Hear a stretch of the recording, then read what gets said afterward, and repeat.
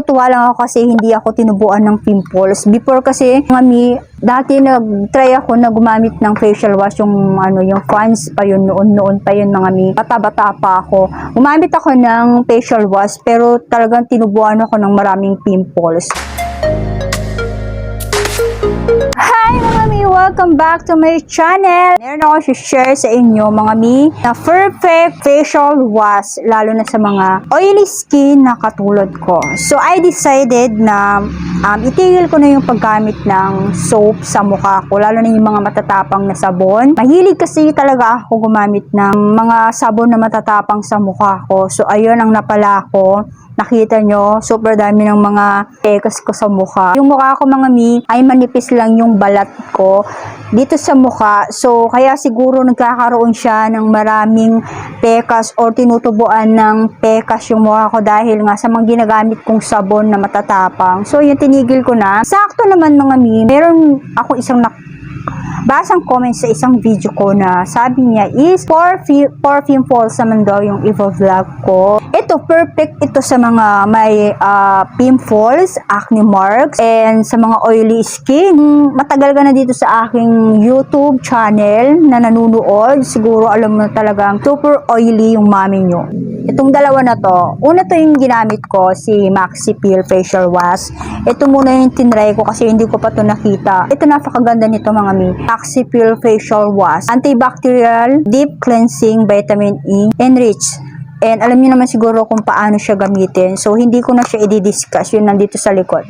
Ito, napakamura lang niya. Kung itatry nyo to, kung hahanapin nyo siya, madali lang yung hahanapin itong facial wash na to. Mas maganda talaga na gamitin yung facial wash, yung mga liquid facial wash. Ayan, katulad nito facial wash na to.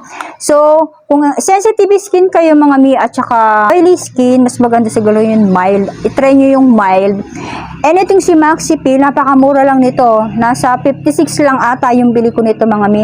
At meron siyang 25 grams. So, maliit lang siya. So, ito, isang buwan ko lang ata siyang ginamit or wala pang isang buwan na ubos na dahil sobrang liit niya and ginagamit ko to sa umaga at saka sa gabi bago ako matulog. Madami siyang ingredients, hindi ko nababasahin yung dirt and pollution are your skin number 1 enemies. Refresh your skin with Maxi Peel Facial Wash to remove deep instant oil and dirt. Is antibacterial properties to help dry up, the remove pimples, blackheads, and whiteheads.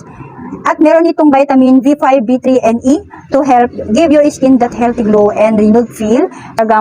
Malilinis niya yung mukha nyo, lalo na sa mga oily skin, lalo na sa mga laging lumalabas or pumapasok sa school, sa trabaho, syempre yung pollution, kailangan natin gumamit ng facial wash, lalo na sa mga sa syudad, no? Hindi ako nagka-pimples, nabawasan talaga yung pagka-oiliness ng mukha ko. Takot kasi ako before gumamit ng ganito, baka tubuan na naman ako ng maraming pimples. So ngayon, hindi na ako tinubuan ng pimples. Ito naman si Zero Pigment Light Kojic Sun Skin Lightening Facial Wash with Hydro Moist Lighten Dermatologist Placed.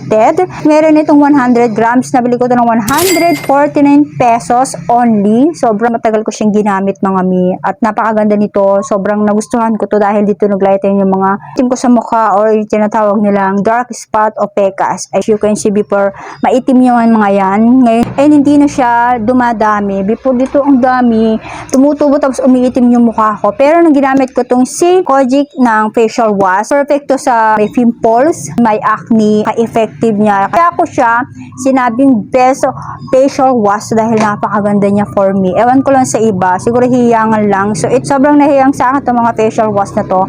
Hindi ako nagka-breakout dito. Kaya, skin lightening facial wash. So, alam naman natin si Kojic Sun talagang maganda siya sa face, kahit sa balat, yung sabon niya, napakaganda niya mga mi. At wala na pala akong may papakitang laman nito. So, alam niyo naman siguro kung ano yung mga laman ng mga facial wash.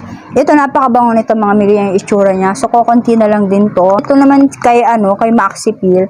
Mabango din siya, super bango nitong kay Maxi Peel. At hindi siya hindi yung nagdodry yung face ko dito sa dalawa na to. Kasi may mga facial wash na nakakadry ng mukha. Pero itong dalawa na to, hindi nagdry yung face ko mga mi.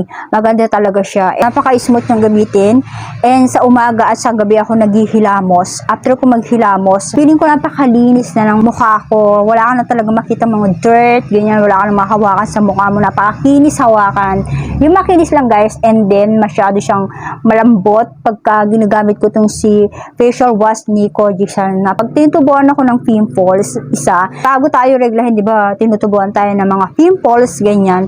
Sobrang mabilis lang niyang mapapadry, matatanggal. So, meron ako dito sa baba. Ayan o. Kaso lang, medyo pa wala na siya dahil gumagamit ako nitong facial wash na to. And madalas ako dito na magkaroon ng pimples sa kilay, mga mi. Ayan, kung gusto nyong mag-try ng mga facial wash, inyo itong si Kojie-san at kay Maxifil. Baka mahiyang din dito kay facial wash nila. Ito naman ay Zero Pigmented Light Technology. Oiliness to help prevent blackhead, whiteheads, and acne breakouts. Guys, tigil nyo na yung mga soap na ginagamit nyo na matatapang. Magganito na kayo. Sinasabi ko sa inyo, napakahirap tanggalin. Napakahirap gamutin pagka dark spot yung magpunta sa pagmumukha nyo. Ito yung pinaka ayaw ko sa lahat, yung dark spot. Kung pimples lang mga mi, ang dali lang yan tanggalin eh. Pimples. Before, marami akong pimples. Tinutubuhan ako ng pimples. Siguro sa sobrang oiliness ng pagmukha ko. Hindi ko alam kung ano yung dapat kong gamitin. Ang combination ng oily skin. Kaya kung ano na lang ginamit ko. Kaya siguro mas lalong dumadami yung pimples ko. Pero ngayon, alam ko na dahil nagbablog ako. Siguro, nalaman ko na yon. And, siyempre nagtatry na ako ng mga bagong mga product, ganon. So, yun, nalaman ko na rin.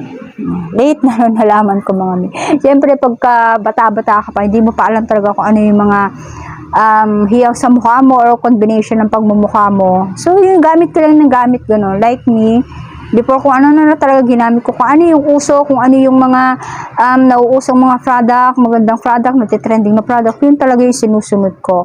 But now, siguro hindi na siya ganun. Kung ano yung nahiyang mo, yun na lang, di siguro mag-stay ka na lang sa isang product. Huwag pa iba-iba, okay?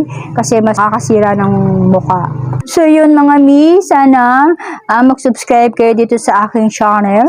At hindi ko na ipapakita sa inyo ano yung itsura niya. So, ganyan yung itsura niya, para siyang shampoo. Mabango siya at hindi siya malagkit. Siyempre, facial wash, walang malagkit dyan, no? At saka hindi ito magaspang, okay? Huwag kayong gumamit ng magaspang dahil ang magaspang, scrub yon. Huwag kayong gumamit ng scrub. Ang scrub ay once a week mo lang siya gagamitin, hindi katulad nitong facial wash. Araw-araw mo siyang gamitin, umaga, tanghali, ganyan. Ay, umaga, gabi, ganon. Yun ang paggamit dito kay facial wash. Huwag kayong keep watching.